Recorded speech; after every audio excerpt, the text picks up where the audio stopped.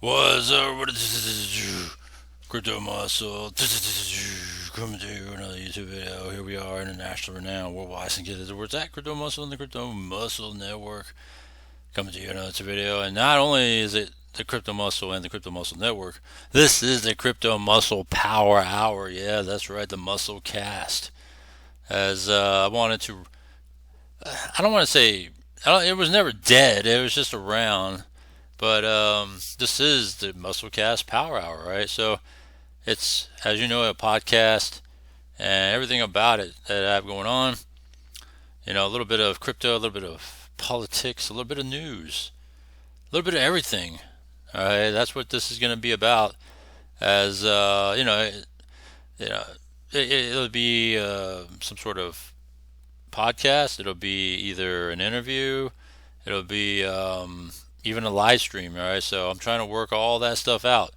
And like I said, I'm not going to do any interviews until I get the first one on deck and in motion with none other than the legendary Oracle. All right, that's the only one I would go first. All right, before I do anybody else, because I got ambitions here. All right, who I want to kind of just do an interview with or have a conversation with, and I will not do that until I get Oracle first and foremost first. It's because it's all and do with respect and honor and all that stuff. And that's what it's all about. All right. Because, as I've always said, notably throughout the past and to present, if it wasn't for the legendary Oracle himself, there was no way I would be where I'm at today. All right. As I speak, doing what I'm doing with confidence. All right. And with earning power and potential without the legendary Oracle being there throughout all this time. It's crazy how that is, but true, right? And that's one thing I'll never, ever do is turn my back or talk down or talk shit, whatever you want to say. Never, ever will I ever do that when it comes to the legendary Oracle, all right? Because you gotta respect, mad respect in the space for him. And he does his thing, all right, when it comes to ripping the opportunities such as this right here, all right, when it comes to trading. So we'll talk about the legendary Oracle's trading method, 1 minute chart, right? War on the 1 minute chart trading.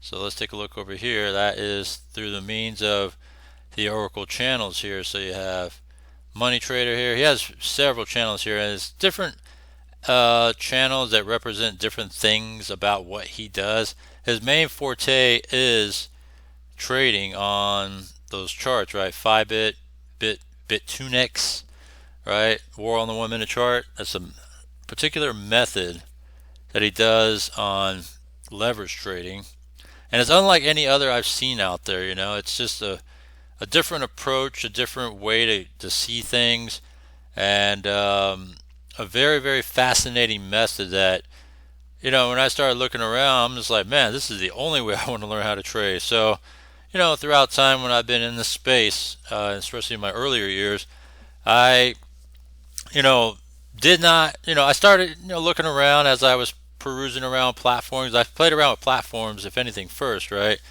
Um, and as time went on, I still stayed in platforms, but my interest grew beyond just platforms. I was like, man, I got to start incorporating trading in some way, somehow, you know. And then as time went on, you know, I started looking at different methods of trading, and you know, saw the different ways to go about it with like spot trading and, you know, margin trading and utilizing bots and stuff like that.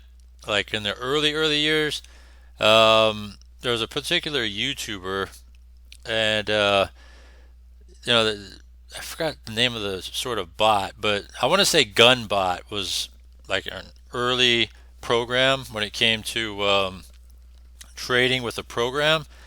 And the thing about it is that these sort of early programs like Gunbot, and there's another one too, I can't think of the name right now, where you gotta like constantly set your bot and all that when it comes to just how to handle the trading and all that. And I'm just like, At first, I was almost going to do it. I almost went ahead and pulled the trigger to do it because you had to first set up your accounts on exchanges, right? Between 1 to 3 exchanges. And at the time, it was Binance, Poloniex, and Bittrex. And so I did that, right? I mean, I was taking the steps to do it. And then right when I was about to pull the trigger, we're talking 2017 now. Um, I I just couldn't do it, right? And I think at the time, shit, it was like I want to say it was, man, I forgot how much it was in Bitcoin.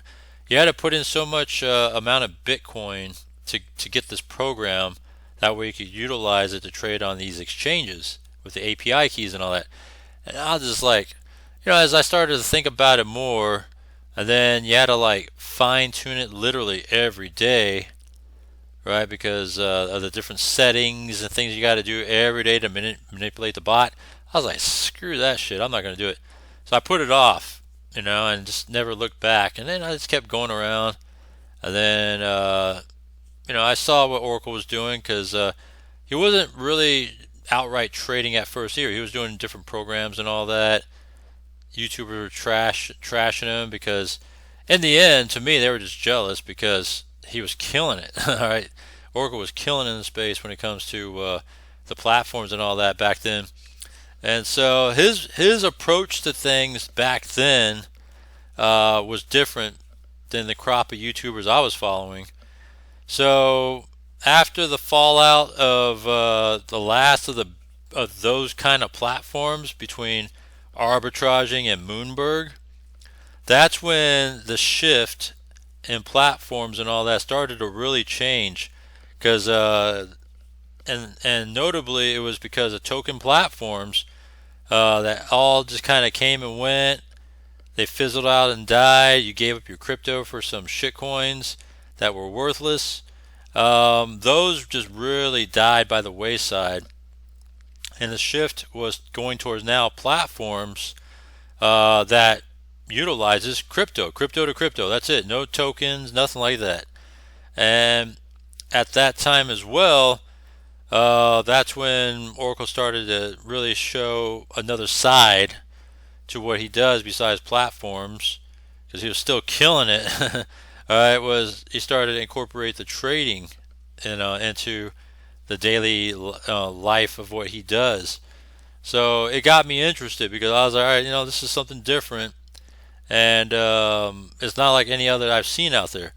So it's funny because during this time, as platforms started to shift to real crypto now and not some here, give you crypto, we'll give you some shit coins. All these bloods started to just stick with that aspect of tokens, right? They started to go into like Hex and all these different shit coins that are out there, and the rest is history. Because then now it was a shift for me to change course and direction as well.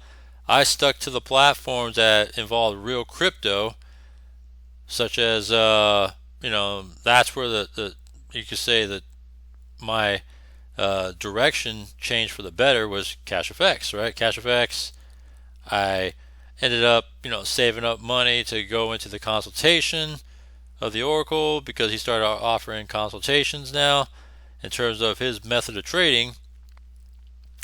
So it all just kind of just snowballed positively for the better. And then now you started to see, wow, the shift in crypto platforms, his method of trading, it's all a win, all right? Because now all these bloods, they started to fade, right? They still stuck to these, stupid shit coins where you give your crypto for shit coins and just hope that, it would amount to something, all right? These days, those, that sort of thing is now called, what do they call it now, right? DeFi, right? That's what it is. All this DeFi, quote unquote, projects and shitcoins and all that, they're all just the same thing. The pump and dumps of what it was in 2017, 2018 is the same thing as it is now in 2022, 2023, 2024. It's all the same stuff. Different terminology, same old bullshit, right? So you just got to kind of really navigate through all that. And so with that though, again, you know, tides changed, became better, dug myself out of the crypto token hellhole, and gained my fortunes back. All right, so with that, what he has to offer to me is a great learning experience because it's a different kind of way of trading that you don't really see out there. It's not a common thing, but it's effective, right? Um, Effective form of it because there is leverage trading, right, out there. Just it's different methods of it, but this form of it is different, unique, and effective. And so, again, if you continue to practice it enough, because you learn by practice and experience, you start to get better at it. You start to, make better judgment in terms of utilizing it, and then it only gets better over time. And to me, I always looked at I'm going to say former YouTuber. I don't think I've seen him out there anymore. So I'll say former YouTuber, Big K, right? So Big K, we were around the same circles with the Oracle at that time, and Big K is a pretty good YouTuber because he really just pick and chose certain projects, but his whole thing was mainly just about trading, right? And he literally lived off of trading in this method, right? That platforms was more like a side dish for him, as he just traded every day and just lived off of that. And he would use YouTube a little bit here, time to time, but he wasn't really immersed in the world of platforms and YouTube like how we are. So I think that's all he does now. I mean, I don't even see him around anymore, and I think he just stuck to just doing his trading, boom, and he's done. But he's not from this country either. I think he's across the pond, and different crypto policies, laws, and all that, and is different, right, than it is living in the U.S. So you could probably, I mean, in my opinion, I don't know personally, but I would think that you could get away with some trading a lot more than you can here, in terms of claims and all that stuff. But that's a whole different, you know, different sort of talk when it comes to that sort of stuff. When it comes to taxation and all that. But again, that's all different stuff. Anyhow, coming back to this though. So I looked to that and I was like, man, that must be really nice. And I know that one of these days it's bound to happen to where, you know what, maybe platforms won't be a thing anymore. As things start to tighten up, just in general, right? And you just never know, right? So to me, if you're doing like what I'm doing into platforms, right? But at the same time, you're looking for something different, or you're looking for something to fall back on, or just looking for something new that's an experience that's unlike any other. This is where you could come into play and get this consultation deal, and really learn how to trade off of this method, right? Which is just war on the 1 minute chart. So my favorite exchange in doing so would be Fibit. When I first got in, there was another exchange called Bit7, and Bit7 and Fibit are literally, they're like twins. I mean, I think they're maybe slightly different, very slight, but to me, when I look at Fibit, I look at it like, man, this is like a blast from the past between Bit7 and this. And so, so that's where it's at. And when we look at it, right, we set our leverage, and it's simply you either buy up or buy down, and utilizing crypto, right? Fibit uses Bitcoin, Ethereum, Cardano, Bitcoin Cash, and that you can use for it. And it's really just timing, right? You got to look at direction, right? So you look at BitMEX. You really got to set your charts up in BitMEX and look for direction.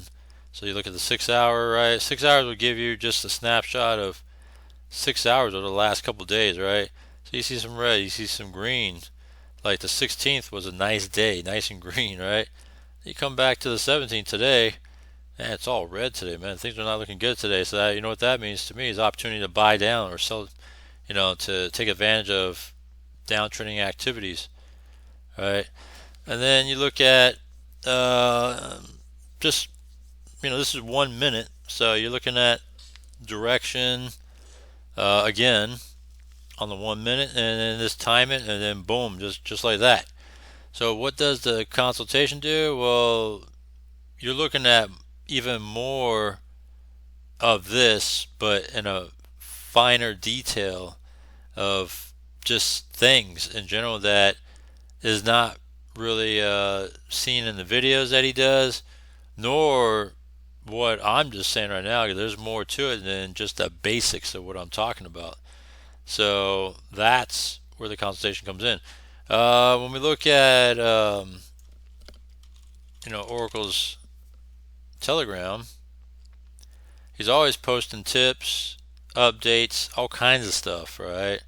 When it comes to this sort of thing. So you always gotta really, to me, if anything, you want to start with anything, join his Telegram group or channel here. And you can see some of the things that are going on, right? Some of the news he's talking about, tips, right? So this may be counterintuitive when I see people giving out as poor advice. If you have a smaller wallet, you need to trade with a higher percentage of your wallet to make real money, which is true. If you had a small wallet, I would learn as much as I can about direction and entry and out on the 3 minute, and I will be putting 50% in the trade. Otherwise, dust equals dust. Yeah, so you know who makes dust money back then? There's a dickhead named Dewan, right? Former Blood, and I don't even think he's on YouTube anymore. He's so, to me, disenchanted with crypto that he's full of shit, and doesn't really do crypto YouTube anymore because he was garbage in the first place. And that dude was making dust money all the time, and his whole spiel was what did he always say? He always said making sats, and it's like, making sats. You know what sats is? That's literally dust crypto money. And so he kept on trying to make that like his tagline and all that stuff, and I'm just like, you're garbage, dude. All right, making sats, like, well, how's that gonna be anything, of making money? So obviously he doesn't do this shit no more because he's garbage. And then he tried to sell a book about how to buy crypto and how he made his Bitcoin, and it's like, get out of here, man, you're garbage. So that Dewan dude is trash, and I don't even know if he's around anymore, but yeah, he's just one of those garbage YouTubers from the Bloods back then, and obviously he's not here anymore because I think he started to post things in general, like on videos about just his opinions of crypto in general that's going on in the world, and it's like, no one gives a shit about what you think because you're garbage. But yeah, so when I saw this post, and he was talking about dust money and stuff, it made me think about Flash from the Past. Bam, in my head, I thought about that trash Dewan YouTuber. Yeah, so he called himself Dewan Trades or whatever. So it's funny, but anyhow, anytime he offers an end to join the Discord, you join it because this is a members only group. All right, that back then, if you go back to the early days of the Discord for Oracle, it was free, and then he locked everybody out because he got tired of the, spammers and scammers in there. So he locked everybody out that he felt shouldn't be even in this thing, and made it a members only. All right, but now every now and then he opens it up, allows access for people, and to me that's a win if you're able to get in when he offers this sort of entry. So you should take advantage of that as well. But yeah, he's always posting daily content, and we pretty much agree on a lot of things that are in principle can happen in the markets. That's why you always got to be wary and just stay on your toes. Like, for example, here, right? ETF lie and the secret mount box dump that aren't telling you about. So I think he's referring to Mount Gox, right? Even though it says box Gox, right? But yeah, that's true. It's the biggest elephant right now. I don't care what anybody says.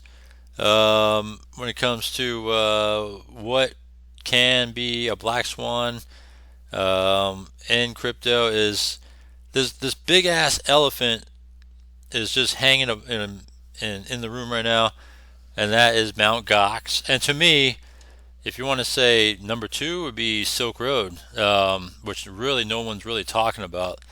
Is these two areas with large amounts of Bitcoin, all right, can be, you could say, released, you could say dumped, but any given time, and when you flood all that into the market, it can trigger something in this market. And so, and then the question comes now to ask is this whole ETF thing a lie? Is it just it's a good debate, when you really think about it.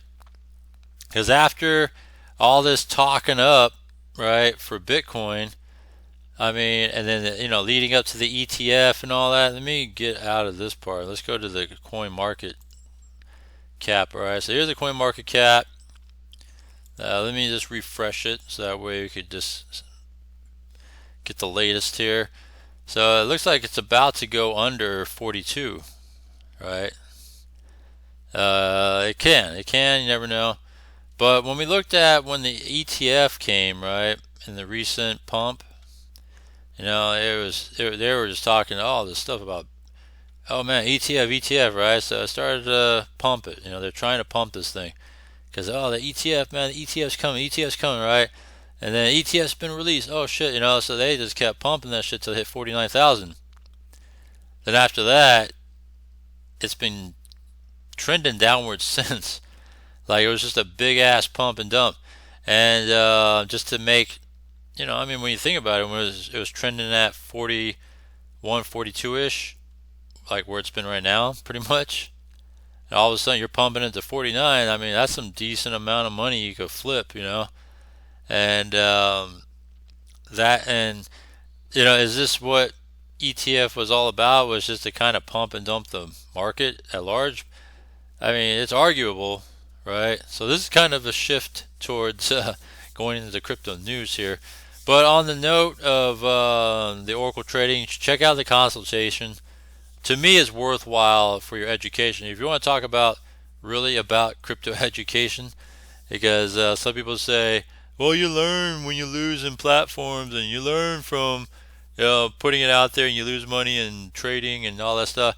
Well, yeah, you do learn, but why would you want to learn from losing when you could really learn with real education? Yeah, you might lose a little bit when you first trade the real way, right, the Oracle way, and then after that, practice makes perfect. It just takes time and patience. But anyhow, shifting over the crypto news, we just kind of shifted over without even outright saying it till now, until I acknowledged it. Yeah, it's arguable about how ETF was just a big pump and dump made by you could say institutional investments, right? Because it was driven by institutions, driven by U.S. government. And so, man, it's funny how the U.S. government is so, like, I mean, they're so contradictory, right? They're so anti-crypto, but yet, oh man, they're thinking about this ETF stuff, and it seems like they don't know what they want to do. But at the same time, they got a lot of crypto packed away and stacked away within the government. You have many institutions or corporations that are, just keep on eating it up, like BlackRock, right? Eating up all that Bitcoin. They just keep eating it, just collecting. It makes you wonder, are they waiting for a certain price to, dump and make profit? Or are they just trying to collect as much Bitcoin as possible because they want to be the largest holder of everything in general, because they hold a lot of Bitcoin. I think they're the largest holder in Bitcoin. But it makes you wonder what's their grand scheme. What are they trying to do when it comes to just keep on collecting Bitcoin? Something must be up with that. And I don't know. It makes me wonder, what are they trying to do here? But yeah, and then of course you have Mt. Gox, right? So they're slowly releasing Mt. Gox to the people that own Bitcoin and other cryptos. I think the only really crypto at the time was probably ETH as well for 2014, if you think about it. And there wasn't much crypto around that time, but Bitcoin mainly. So as people get their Bitcoin, questions asked, are they going to just hold like they've been holding all these years, or are they going to cash out? To me, they're going to cash out because they want their money. All right. So yeah, Mt. Gox, and then again, 1A. There's one, and then 1A to me that no one's really talking about is Silk Road. Every now and then Silk Road would be brought up, but the government owns a large amount of crypto, and that's through Silk Road, right? Which was back then. This is like 2012, 2013, whatever, where they utilized this what they call a network called Silk Road. It was kind of like a black market way of handling things, whether it's drugs, weapons, prostitution, you name it. All right, stuff that you would normally would do on the surface with money, but now they sent that thing underground and just kept on taking care of those means, the illegal means, through crypto transactions. Because it's cryptic, right? It's faceless, and it goes from one to another, and bam, just like that. And so until that got caught up and seized and all that stuff, and so that's where Silk Road, crypto is, and can that be dumped at any time too? I mean, it can. When the government needs money in desperation, they'll dump it. All right, and it's a question of when. Oh man, so it's crazy times, right? As we got going on here, and that's what's up with that. I don't know. Let me see if there's anything else worth talking about in terms of the news aspects in crypto. But that's what really stuck out to me was those things, and of course, Oracle's always spot on when it comes to the news and all that, and what his thoughts are, and what could be happening, and what may end up happening, right? So let me see here. Trying to see if I missed anything here. SEC is unlikely to approve spot ETFs anytime soon. Shit, they were dragging their feet on Bitcoin ETFs for a very, very long time. That it made you wonder, like, are they going to change their mind? Because some people were speculating it's a possibility they might change their mind about Bitcoin ETFs. Even though they were trending towards approving it. A little bit of doubt was coming, like, man, they might change their mind. But they ended up passing Bitcoin ETFs, and a lot of transactions have come through since then. See, Celsius transferred 125 million of ETH to exchanges as FTX and Alameda dump. Okay. Ethereum exit queue clears as Celsius rebalances assets. Ooh, look at this. True USD falls below $1 peg as reports of heavy selling on Binance. Yeah, Binance is it's kind of a weird thing right now. Binance is actually up, though it's higher than I've seen it. Yeah, because it was at 238 a month ago, and it's at 310 right now. So it's up from where it's been, despite all the stuff with CZ. And they're no longer going to be supporting BUSD, so a lot of stuff going on, but yet BNB's up. It was just pretty funny. Yeah, a lot of selling off on Binance happening as well, but yet it's just You know, I don't know. You just don't know what to expect anymore, crypto. Right when you think something is going to happen, like we're in this, you know, economy right now. It's inflation.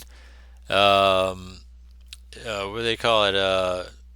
Recession and all that stuff, and yet crypto is still up. Right. I'm still waiting for that fall that's supposed to be happening because of these factors that are going on in the market, but yet crypto's up. So usually one correlates with the other, but man, none of it's making any sense. But I'm still have my reservations and still have my senses, spider senses, tingling because you just don't know, man. Things may happen. Let your guard down, then you're screwed. Hedge fund manager lists 5 reasons why Bitcoin ETF failed to meet expectations. Yeah, to me, I don't know. My thought is okay. So ETF, okay, that's it. Like, was it just a means to pump and dump Bitcoin? I mean, because it hit 49, and then all of a sudden now we're back to where we were a month ago. You know, which is see, like literally flat. Right? It looks like it might fall below 41 pretty soon, but or fall below 42. But I don't know. I feel like there should have been more to it, but who knows? Here's what ignited the surge in staked ETH redemptions in a record high 650,000 ETH. Okay, so that happened. When we look at ETH, let's see what ETH here. Ooh, this shitcoin. Yeah, so those of you that were Tiwi fanboys, right? And here's a Tiwi fanboy update here. Apollo, right? He was trying to push this Apollo bullshit where supposedly Apollo was going to be adopted by some African nation. See, it wasn't Nigeria. It was, I don't know, some African country. And they were going to adopt this into their system. And he was trying to parlay that this is going to be a start of triggering mass adoption, okay? That was so laughable, right? So let's see here. All time high, and this is going back to these days when he was trying to really pump this talk here. And whoever talked him into buying that bullshit, I mean, it's worse off now than where it was back then in 2018 when it first launched, right? Let me see here. So yeah, 99% down from its all-time high from 3 years ago, and it hit its all-time low already 10 days ago. So yeah, tell me about it, right? And then he would say bullshit stuff like, um, "Don't look at it right now. Look at it 4 or 5 years from now." Yeah, stupid ass. That's why bloods like him are no longer in this space because of some bullshit, shit like this that he tried to sell you on, and he bought into it like a dummy. And look what happens now. So just saying. Here's another one, right? Micro dicks, I call it. Garbage. All right, same thing. I don't know. I never cared about Shiba, but I was just looking at Shiba. But yeah, so just saying. And it's crazy stuff, right? And now, as I like to incorporate other things going on here, let me see here. I look around at what goes on since we're talking about news and in the country and all that stuff, right? I like to interject some of my thoughts and things. And one is, being in California, right? They're really having this push for alternative energy stuff all the time. They keep on trying to push this shit like electric cars and solar panels and all this other stuff, right? And I'm so anti that. Like, I don't give a shit about solar panels on my roof. I don't have them. I don't care about electric cars because I don't have it. Never really cared for it. I never really wanted to be one of those people that drove around a Tesla and all that. There's a lot of Teslas around, and I just never cared to be. My brother-in-law actually has one. My brother-in-law has a Tesla. Um, it's like I just don't care for it. I have a friend that has a Tesla as well, and it's like I don't know. I never care for electric cars. I don't find them in concept when they were really trying to make a push for electric cars a few years back. I looked at it and I was just like, uh, it got no range. All right, that's one thing you have to worry about is range, and then charging stations and all that. I was like, I'm not gonna sit around trying to worry about that shit, you know. And so you got to worry about range and where to charge. Where do I need to go to get that charge, right? And that's the constant thing you got to worry about all the time is how far can I drive and where can I charge it next, you know? And that's always going to be an ongoing thing until they get this thing, squared away like a gasoline powered car would be. And so and then you start to read more and more as time goes on. Of course, ownership has gone up in electric cars over the last few years, right? Because people are buying into this whole idea. Oh, it's utilizing, fossil less of the fossil fuels, even though it costs more money to produce batteries and natural resources to build batteries and all that. And you can argue about all this stuff when it comes to the makings of electric cars and all that, and especially the waste that involves with making batteries and the waste that comes with like solar panels. As solar panels, for example, they have a lifespan. They don't last forever, and they have a lifespan. And how do you dispose of them, right? So we're in the early years of solar panels. Wait till the end of the life cycles for those solar panels, and then what happens when you got to dispose of them, man? It's pretty toxic stuff. So never, I try to buy into the idea of solar panels, right? At my old house back then, and we're talking back in what 2015 on my old house. I had solar panels on that for a year, and I don't know. I didn't really see much of a difference having it except paying for a large bill in terms of ownership of those solar panels. Luckily, I had to put my house up for sale because I found another house that um, was a particular liking. So I had to put it up for sale, and man, I remember the buyer was trying to make me pay out of pocket to cover the solar. I was like, no. If you're buying a house, you're buying a house with the solar panel price to it. So in the end, that's what ended up happening. But I was just like, shit, it's not even worth buying solar panels because you got to buy it or lease it for 30 years, whatever. But in the end, it's not even worth it.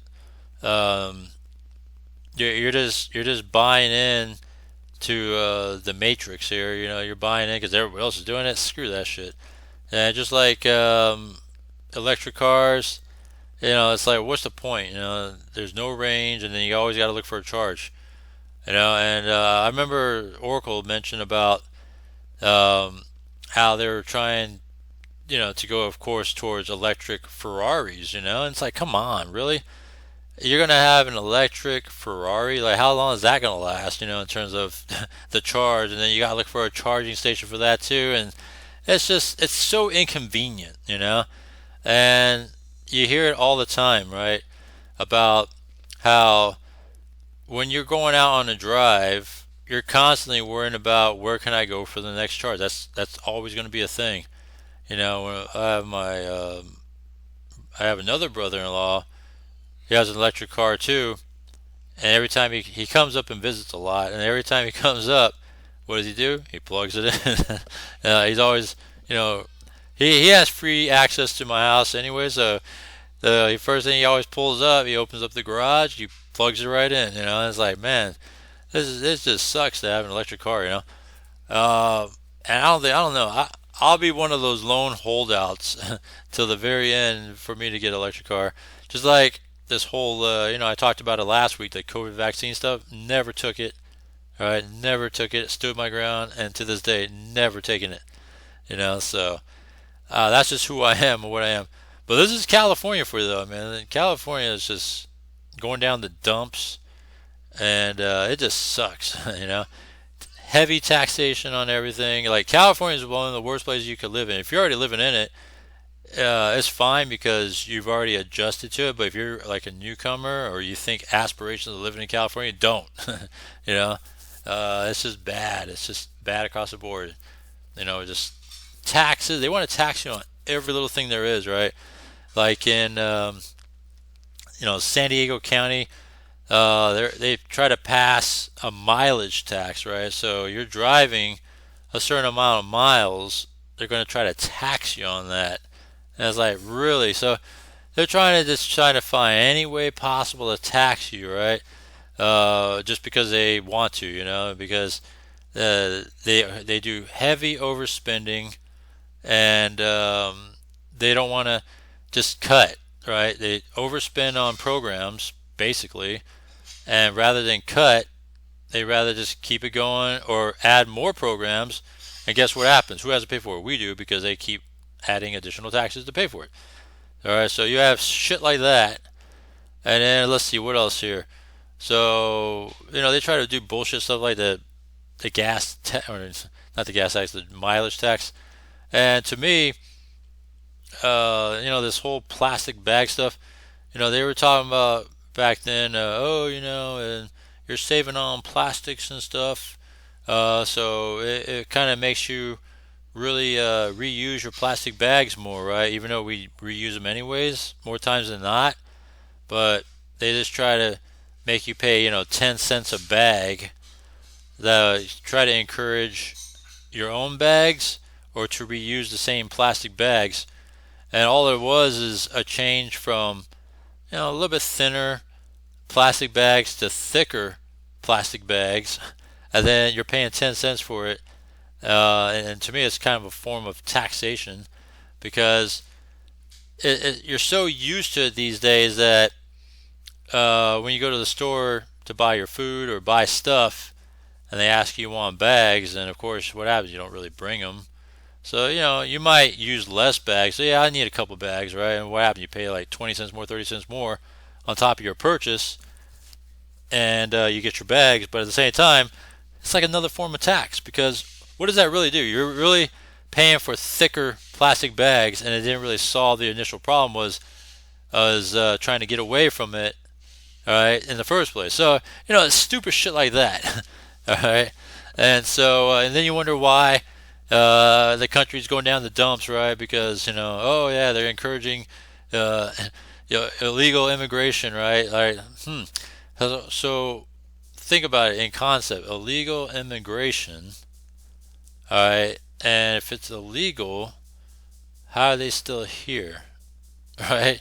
And you can't say asylum, because literally every one of them say they're looking for a better opportunity, looking for a better job, looking for a better place to live, but none of that screams asylum. So if that's the case, all right, and why are they still here, right? I mean, it boggles the mind, all right, and so when you really dig into this whole asylum stuff, think about it like this: if you really read verbatim this whole asylums thing, if you're trying to come in to claim asylum, you're supposed to be I guess kind of waiting in the country that you're coming out of. So if you're claiming asylum and you're in Mexico, well, you got to wait in Mexico, right? You're supposed to wait until you get your hearing. Then if you're granted to come in, then you come in, because that's what the notices are for.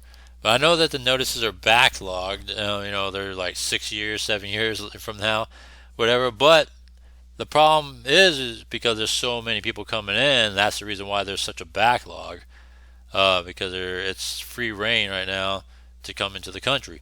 And so that's the only reason why there's such a backlog of so many years, because so many people have come, trying to just come in to claim quote-unquote asylum. All right, so that's what is funny about this whole thing. So California is not putting a squash to that by no means whatsoever. They're yet encouraging it, right? Because I don't know how illegals still get sidestepped, but they're given access to free healthcare and everything, right? The social programs, the system, everything to illegal immigrants, and it's like how you're illegal, but you're given everything, right? Um, the whole out-of-state tuition is waived as well, right? Usually that's a big fee collected, but if you are in a bordering country like Mexico and you could come in and they waive that, which again still does not make any sense on why you will waive out of state tuition on college with that and give access to everything, you know, for free to quote unquote illegal. It doesn't make any sense. Um, but yeah, so I don't know. It's just weird.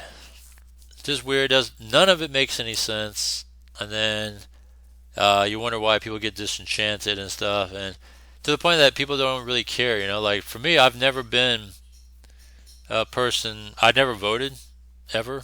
Never registered. Never voted. I'm kind of, you can say, off the grid in that sense. I don't know. I never believed that um, in that aspect that I'm one of those believers that like the vote doesn't count because we're screwed either way anyways. But that's just what we are. And so for the people, um, that choose to vote, well, you can honestly say, well, you get what you voted for because it's true, right? You get what you vote for.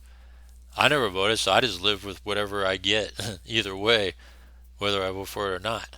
There's a difference though, because I don't vote, and so that's just funny. And where do you go with all this? And I don't know. The only way you can really get away from all this is to escape it all. But how can you escape it all? I guess my brother did. My family did. They all moved out of state. That's a way to go about it. Um, but I don't know. I mean, here there's still a lot to it, even though you know you can still do things. You can still go to places and still enjoy things, right?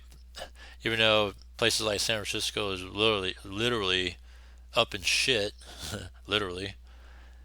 And man, I used to love San Francisco, and I mean, San Francisco was to me the place to dream and to be a part of, right? I used to, everything about me was all San Francisco back then.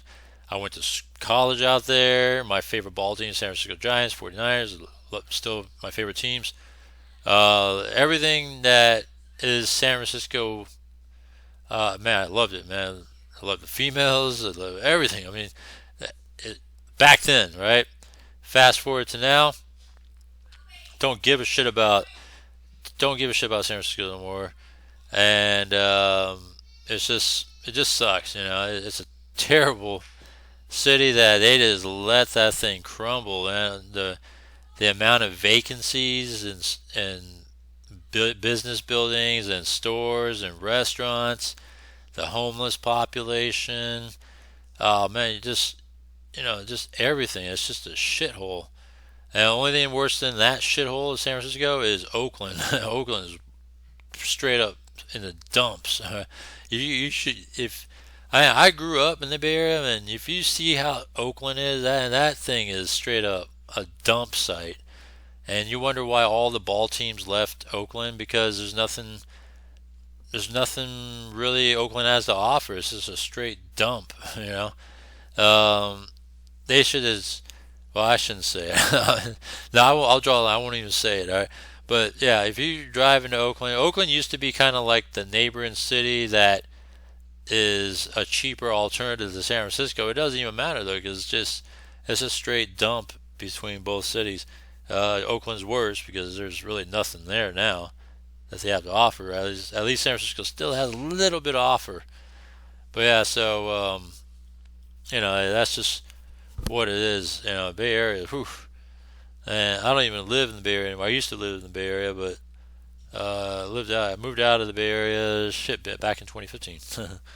Ever since moved out to the outskirts of it, and been fine ever since in that regard. Um, but yeah, it's just everything, just straight garbage in the Bay Area and in California. So be very, very careful. They try to do things like restrict your rights on conceal and carry. I mean, they're really just trying to just go after everything in California, and they had the opportunity to recall the governor, but yet he's still here. Right? Isn't that weird how that is? Like, it seems like there's so much going against him, but yet he's still there. So either the system is rigged, or it just, or people just don't care. They just like, oh yeah, he's doing a great job and all that stuff. So because of that recall, well, didn't happen. We're stuck with him for another. I think he's termed out like in 3 more years. I think he's termed out, something like that, 2 or 3 years. So that's gonna be a long time. But people want to live with that. That's fine. That's on you guys. All right. Um, you know, there's many people that tried, and so maybe go back to the whole electric car thing, right? Because they're talking about in cold climates and places that it's worse because, especially when it's super cold, snowy conditions, it's worse because they can't charge, and if they do charge, it literally takes hours just to get a simple charge, and that's the case in point of what's been happening in these places these last few days in places like Chicago, Denver, all that stuff. And so, and to me, it just kind of reinforces how electric cars are straight garbage, and that's just what it is. So, I know it's like I don't care for them, and that's just the bottom line. Just like I don't care about solar panels, don't care about electric cars. So, and I just saw that news in the headlines, and it's just funny um, how bad that stuff is. And I just laugh, you know. So yeah, that's the stuff that's been hitting the news, and yeah, just crazy stuff, just crazy stories going on, and this is gonna just be crazy and endless, right? And all we could do is just live it, living the life, and making the best of it. But man, the times that we're living in now is just we're really worse off than what we were just a few years ago. I think pre-COVID we were managing just fine, but man, like after COVID, I don't know, just things have just been bad. And so you just got to be very, very careful out there, because I don't know, COVID, George Floyd, the whole, just everything. You could just say since 2020, it's just been crazy, weird, dangerous times that's been happening, and you got to be very, very careful of this stuff out there. But yeah, so just wanted to bring that, the thoughts that came to mind, and like I said, the politics, um, recent news, all that stuff. I just feel it's important to talk about it. Plus, I wanted to voice those things too as an outlet, and so yeah, it just sucks in general. So with great, I guess I don't want to say wealth, but with a great amount of earnings, since 2020. So that's where it's funny too with when it comes to crypto, right? Because since 2020, like when it comes to accumulation and earnings in crypto, it's, for me personally, it's gone way up, like since 2020. So on the one hand, we were living good, right? But then since 2020, maybe outside conditions are bad, but I'm still living pretty good in terms of crypto and all that stuff. So it just sucks though. I mean, I guess the only negative to that for me would be that um, less gym time, because I used to dedicate a lot of gym time to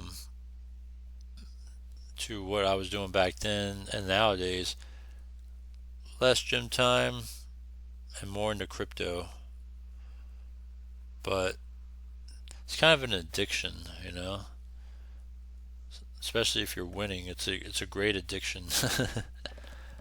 But yeah, so this is your Musclecast Power Hour for you, and let me try to set something up with the Legendary Oracle real soon.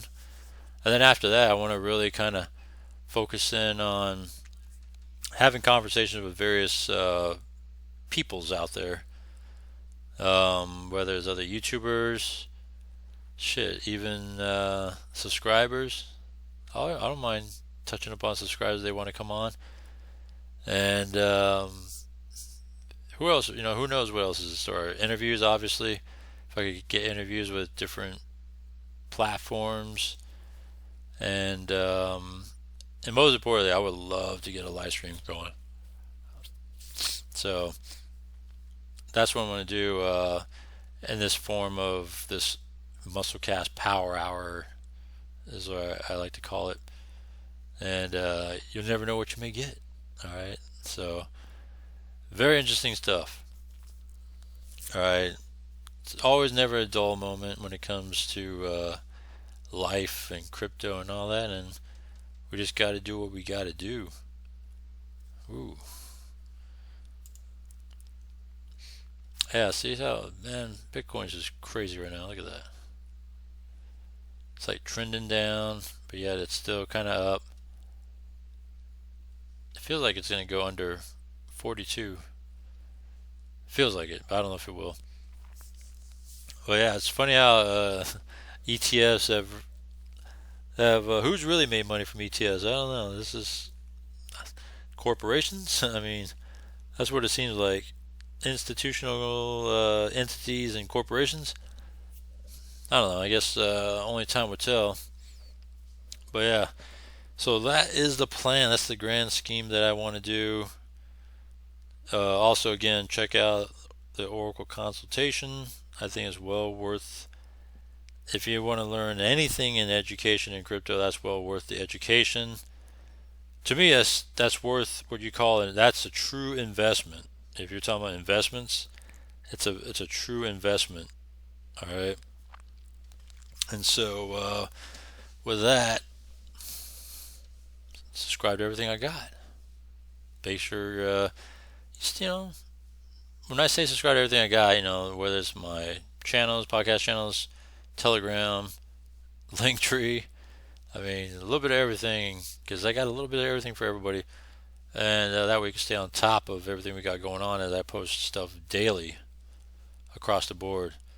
Um, in general, and to me, it's always important to kind of relay the information as I get it, and I think it's worthwhile to stay on top of, because you're not going to get this from anybody else out there in this space when it comes to the power of information sharing that I do. But also, I offer a power of choice in the programs that's being offered, because it's up to you in terms of making that choice on joining our program or not, and then you go from there. Right? I don't tell nobody what to do. You just do what you do. Simple as that. Just like in my Telegram, it's a free society. You could do what you want to do. I mean, I got to kind of put a clamp down on it just a tad because of the stuff that's gone on in there. But other than that, it's a free society. So with that, I just want to say thanks for tuning in, and tune in again next time, and on the daily in general anyways. And other than that, I'll see you next one.